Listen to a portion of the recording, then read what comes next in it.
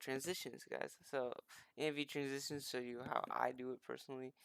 Might not be the best way, might not be the worst way. So I'll just show you how I do it personally.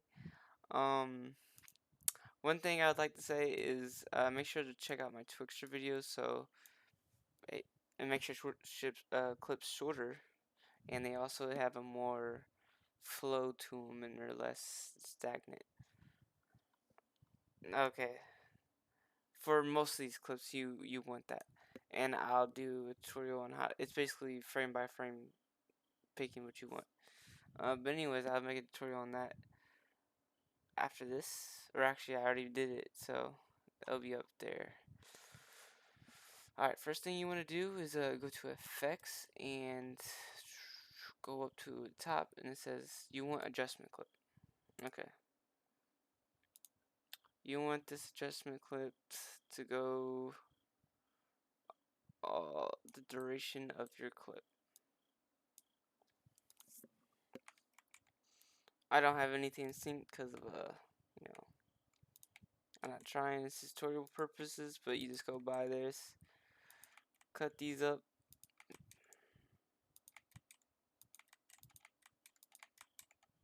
Okay. Now,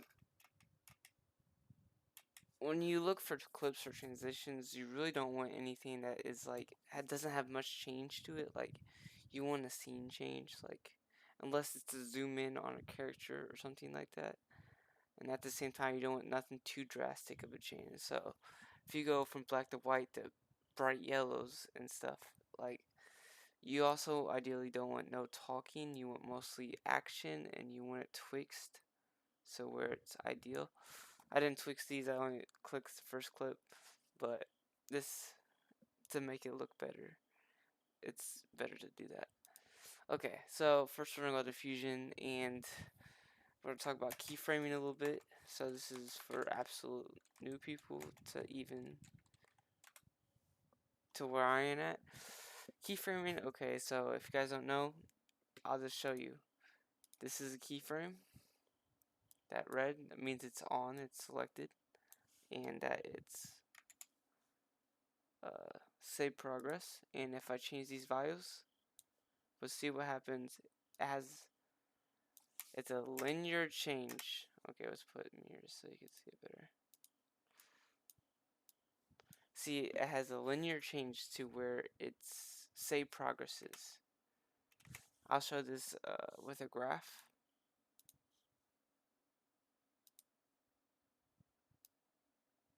Okay. See, this is this displacement graph or spine graph. See, this is where the locks are where our keyframes are, and when we play through, it's a linear change right there. Now for transitions, you don't really want that. It doesn't have that smooth optical flow type feel to it. So ideally, you want to curve it, and I'll talk about the ease in and the ease out. I'll show these when by the end of this video. Okay, go to Spectre.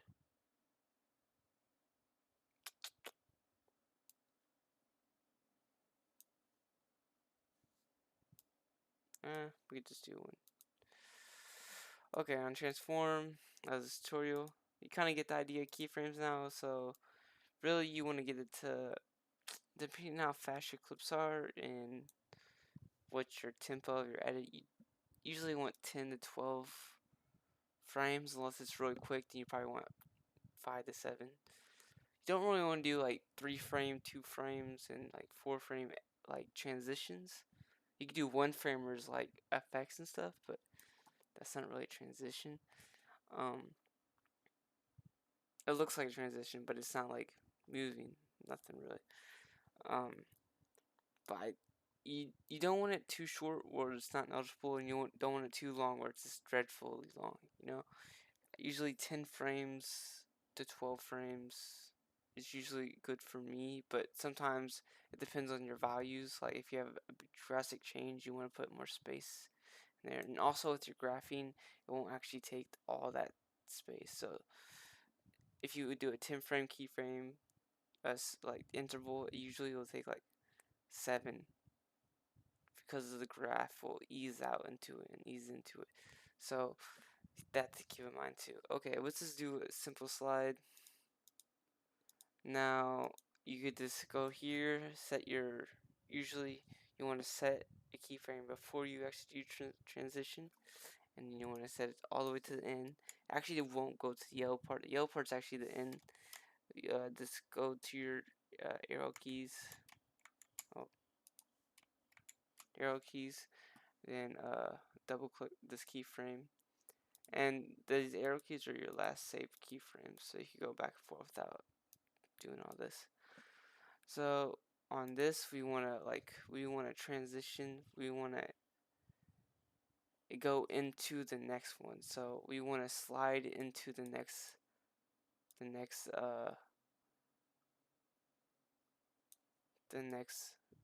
video. Okay. And so this is what we got. So you could just drag your mouse and see what it feels like.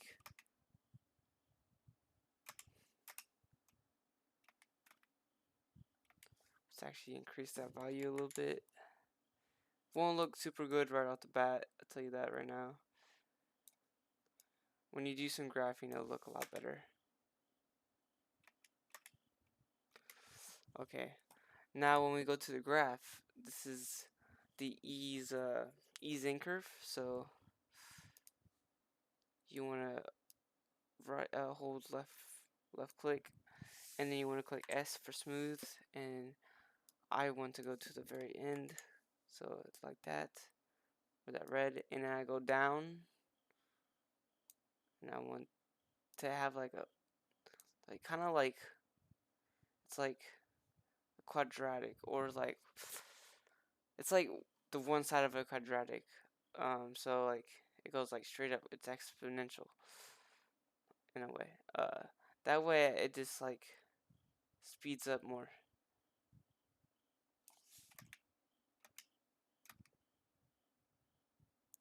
See how it kind of like speeds up to it? You want that speed up at the end because it looks better.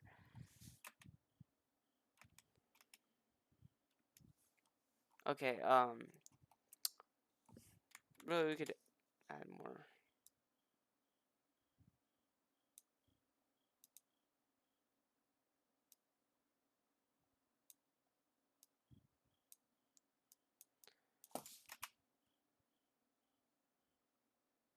Boom. Okay.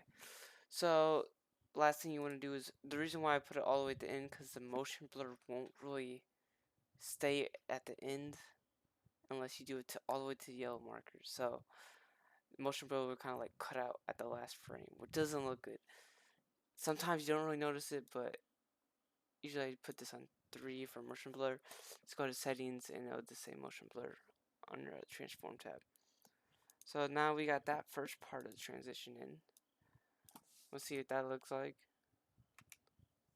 See, that doesn't look that bad.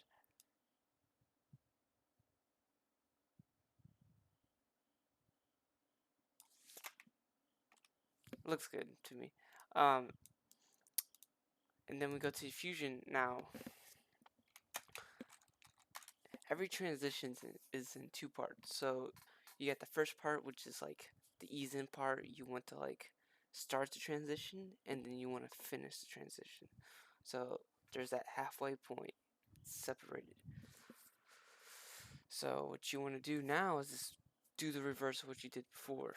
So you want to set the keyframe. What we at? 33. Let's go like around here. Okay, and we want to change this to where I was actually sliding. Make sure the edge is on mirror. Let's do it like around here. That seems about right. And then it looks alright. And then for the curve, it's important that you actually do that. It's like opposite. It's inverse. You actually want to bring this curve up, and this keyframe in.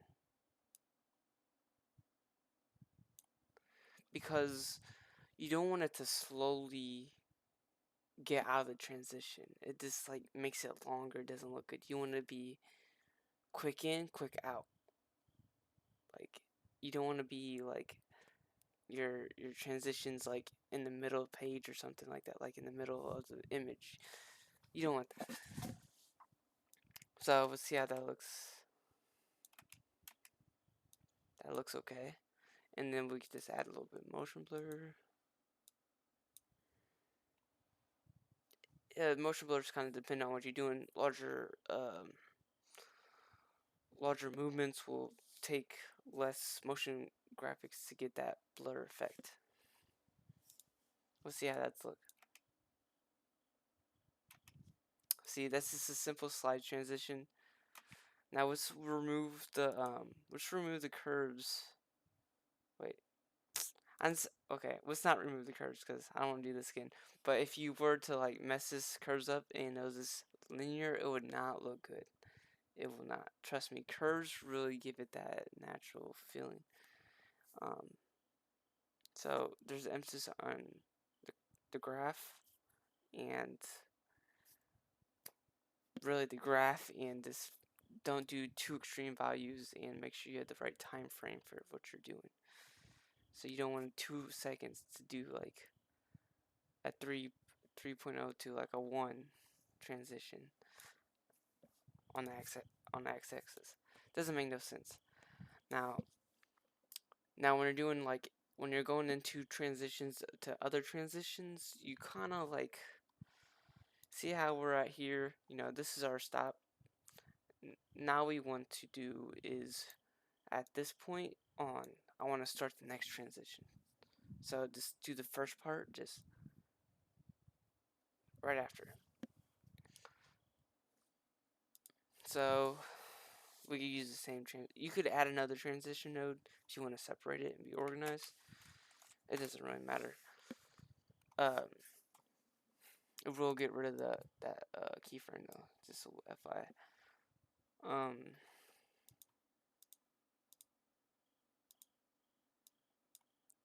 So what we want to do now is just do let's do a vertical slide.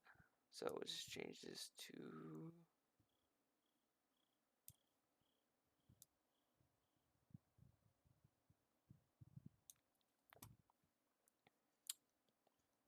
okay, let's see how that's looking.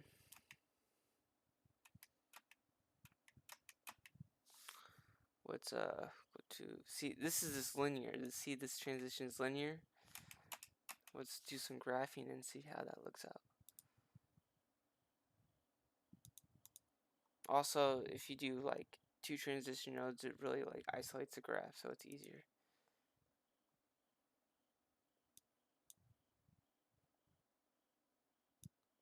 Bruh.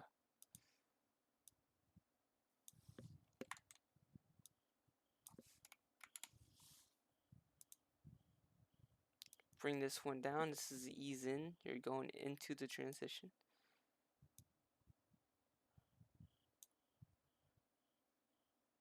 Kind of looks like a quarter circle right here. Like that's what you kind of want it to look like. Let's see what this looks like.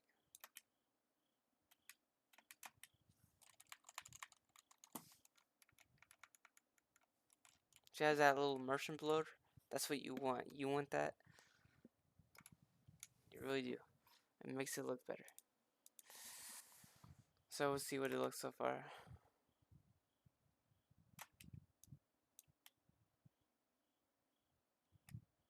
Okay. We're on this one. So like you just did with the reverse of what you just did before. Transitions. We went down, so you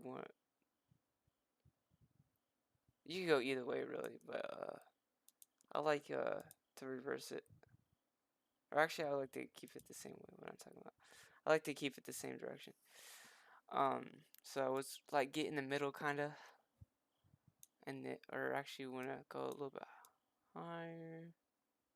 Then we're gonna go down like this. Okay.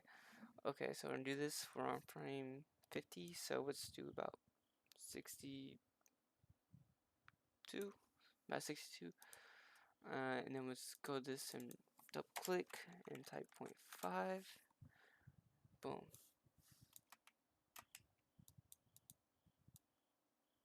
Okay, now let's go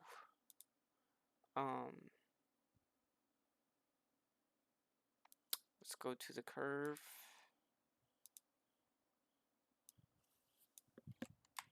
Flatten out. Now you actually want to be on this one. We're going to do the reverse of what we did and bring this one up and this one close.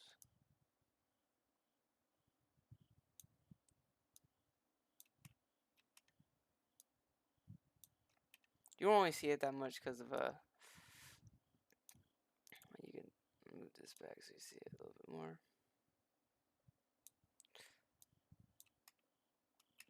But you won't only see it because of the background. It kind of looks the same. But let's add some motion blur to this, and that'll look better.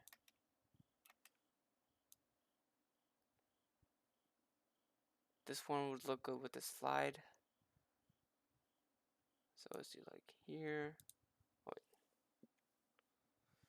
Actually, I just want to be more organized and add another transition, and we'll just start here. We'll want to go into the transition, so let's do a slide. Is it this way? Yeah. I'm just giving you more examples to show you how I do it and maybe some problems that simple tutorials will not give you. Let's do like 0.0. Let's see how that looks. A little harsh there, but we could cut that back a little bit. There you go. This what you do on one side, you do to the other side. Just like basic math. Let's get rid of that. We just want displacement.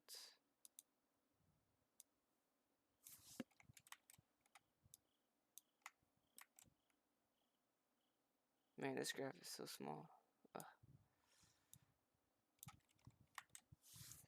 And we're going into the transition, so we want to ease in to it.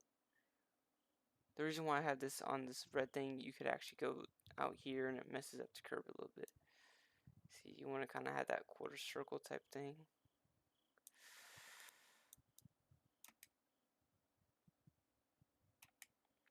Let's see how that looked before.